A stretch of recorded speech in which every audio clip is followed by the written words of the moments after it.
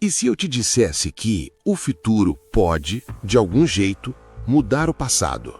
Parece loucura, né? Tipo aquelas histórias de viagem no tempo que a gente vê em filmes. Mas e se eu te contar que alguns cientistas acreditam que isso pode ser real e que já existem experimentos e teorias sérias que apontam nessa direção? Pois é. A física moderna está mostrando que o tempo pode não ser essa linha reta que a gente imagina.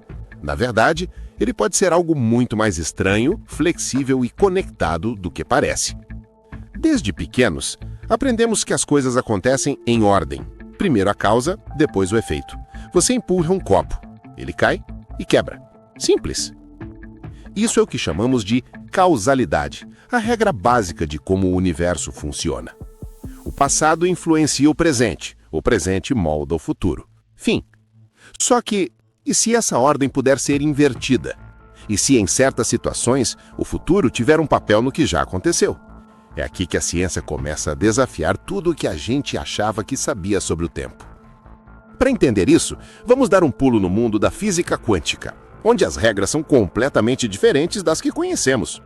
Lá, as coisas são tão pequenas, partículas, átomos, fótons, que o comportamento delas parece não fazer sentido algum. Às vezes, uma partícula pode estar em dois lugares ao mesmo tempo.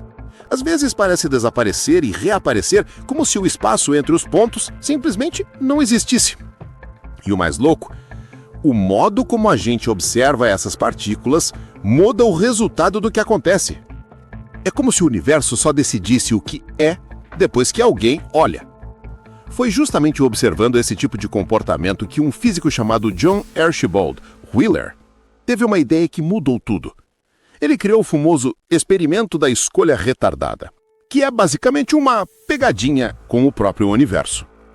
Nesse teste, uma partícula de luz, um fóton, é mandada através de uma fenda e, dependendo da forma como o cientista decide medi-la, ela pode se comportar como uma partícula ou como uma onda. Até aí, beleza. O que deixa todo mundo de boca aberta é que essa escolha é feita depois que o fóton já passou pela fenda. E o resultado mostra que a partícula parece se ajustar de acordo com essa decisão futura. Em outras palavras, a partícula age como se soubesse o que o cientista vai fazer antes mesmo de ele decidir. Esse experimento foi repetido várias vezes em laboratórios modernos, e o resultado continua o mesmo. É como se, de alguma maneira misteriosa, o futuro influenciasse o passado. E isso não é papo de filme, é ciência de verdade. Pesquisadores da Universidade de Viena e de outras instituições renomadas já observaram esse fenômeno. O próprio Wheeler dizia que, nesse nível, o universo parece não decidir o que aconteceu até que alguém pergunte. Mas o buraco é ainda mais fundo. O físico israelense Akira Aharonov foi além e criou uma teoria chamada formalismo do vetor de estado duplo, ou TSVF. Pode parecer complicado, mas o conceito é simples e, ao mesmo tempo, completamente revolucionário. O estado de uma partícula é determinado não apenas pelo que aconteceu no passado, mas também pelo que vai acontecer no futuro. É como se o presente fosse o ponto de encontro entre dois fluxos de informação, um vindo do passado e outro do futuro.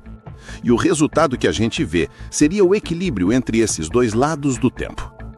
Em 2017, um grupo de cientistas liderado por Yelena Gurianova publicou um estudo no Archive, um site onde físicos do mundo todo compartilham suas pesquisas, que mostrou ser possível criar modelos matemáticos em que o futuro realmente influencia o passado, mas sem quebrar nenhuma regra da física. Eles chamaram isso de No Backward in Time Signaling, ou seja, sem comunicação para trás no tempo. Traduzindo, o futuro pode dar uma cutucada no passado, mas não dá para usar isso para mandar mensagens ou mudar eventos conscientemente. É como se o universo já levasse o futuro em conta em suas decisões, mas sem deixar a gente brincar de Deus. Essas ideias podem parecer meio malucas, mas têm uma lógica fascinante. Imagine que o tempo não seja uma linha, e sim uma teia. Cada ponto dessa teia, passado, presente e futuro, estão conectados a todos os outros. O que acontece em um ponto pode reverberar nos outros, mesmo que pareçam distantes. Você não anda pelo tempo. Você só experimenta diferentes partes dessa teia, uma de cada vez. É como se o universo inteiro fosse uma história já escrita e a gente estivesse lendo as páginas uma por uma, acreditando que está criando a história enquanto lê. O filósofo e físico Hugh Price, da Universidade de Cambridge, é um dos defensores dessa visão. Ele diz que talvez a gente só ache que o tempo tem uma direção porque estamos presos dentro dele. Do ponto de vista do universo, não existe antes e depois. Tudo acontece de uma vez só. A distinção entre passado e futuro seria uma ilusão, criada pela forma como o cérebro humano percebe a realidade. É uma ideia difícil de engolir, mas que ganha força quando olhamos para os experimentos quânticos. Agora, antes que você pense em pegar uma máquina do tempo, vale deixar claro, nada disso quer dizer que dá para mudar o passado no sentido clássico. Essas teorias não falam sobre viajar no tempo, mas sim sobre como o tempo pode ser mais flexível do que imaginamos. Mesmo nas hipóteses que permitem algum tipo de influência do futuro, o universo parece seguir uma regra de ouro: a autocoerência. Essa ideia foi proposta pelo físico russo Igor Novikov, que diz que, mesmo que o tempo pudesse se dobrar sobre si mesmo, os eventos teriam que continuar fazendo sentido. Ou seja, nada de paradoxos do tipo voltar no tempo e impedir o próprio nascimento. Se o futuro influencia o passado, ele faz isso de um jeito que mantém tudo consistente. Mas por que os cientistas estão tão interessados nisso?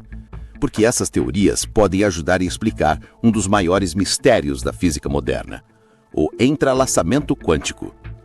Quando duas partículas estão entrelaçadas, elas se comportam como se fossem uma só, mesmo que estejam separadas por distâncias absurdas.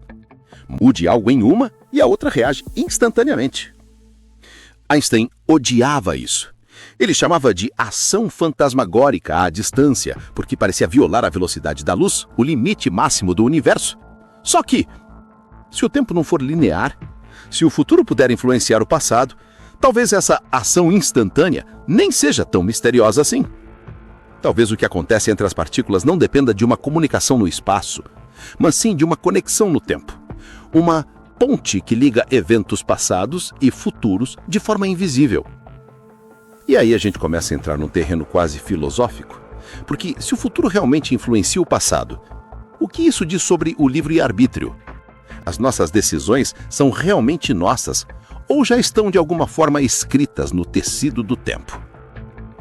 Akira Aronov, o mesmo físico que propôs o formalismo do vetor de estado duplo, acredita que existe espaço para o livre-arbítrio mesmo num universo retrocausal. Ele defende que o futuro pode influenciar o presente sem eliminá-lo, como se nossas decisões fossem parte de uma dança entre possibilidades, e o resultado final só aparecesse quando todas as peças se encaixam. A retrocausalidade também tem implicações em outras áreas da ciência.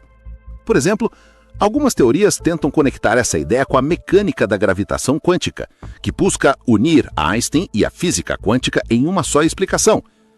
Há também quem estude como o conceito de tempo bidirecional pode ajudar a entender o colapso de ondas quânticas, aquele momento misterioso em que algo deixa de ser uma possibilidade e se torna realidade. É como se o futuro e o passado colaborassem para decidir o que é real agora. E aí a gente começa a entrar num território quase filosófico, porque se o futuro realmente influencia o passado, o que isso diz sobre o livre-arbítrio? As nossas decisões são realmente nossas ou já estão de alguma forma escritas no tecido do tempo? Akira Aronov, o mesmo físico que propôs o formalismo do vetor de estado duplo, acredita que existe espaço para o livre-arbítrio mesmo num universo retrocausal. Ele defende que o futuro pode influenciar o presente sem eliminá-lo, como se nossas decisões fossem parte de uma dança entre possibilidades e o resultado final só aparecesse quando todas as peças se encaixam. A retrocausalidade também tem implicações em outras áreas da ciência.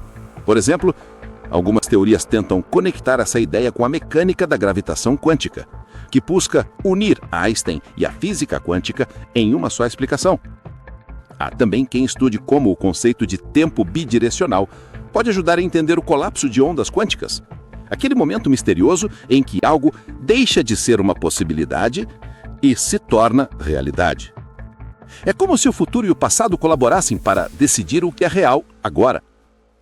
E aí, a gente começa a entrar num território quase filosófico, porque se o futuro realmente influencia o passado, o que isso diz sobre o livre-arbítrio? As nossas decisões são realmente nossas ou já estão de alguma forma escritas no tecido do tempo? Pense nisso. E se eu agora não for uma ilusão, uma forma do cérebro organizar uma realidade que acontece toda de uma vez? E se o tempo for como um livro já completo e a gente lendo cada página acreditasse que está escrevendo a história? De certa forma, talvez o tempo não esteja passando.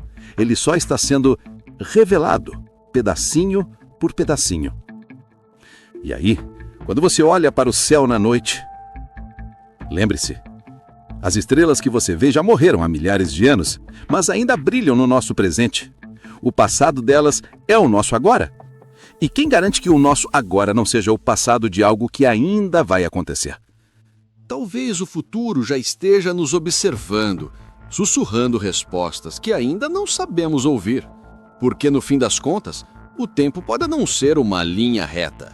Pode ser uma espiral, uma rede viva, um espelho. E nós estamos presos no meio dela. Parte do passado, do presente e, de alguma forma misteriosa, também do futuro.